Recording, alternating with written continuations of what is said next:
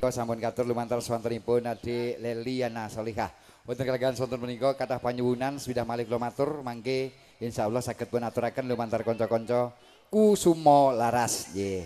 Nut giliranipun monggo jumeneng candhaipun Mbak Ayu Murni Miniwati. Yeah. You. Ya, permintaan lagi Pak De. Monggo dipersilahkan. Nanti ya permintaannya. Heeh. Ki nganyang kok Ya, malah sisan mending. sisan sing Banyuwangi Pak De. Oh.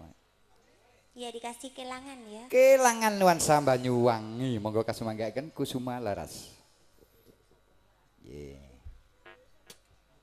Tukang syutinge malah dilokne mau kalem-kalem gitu ya.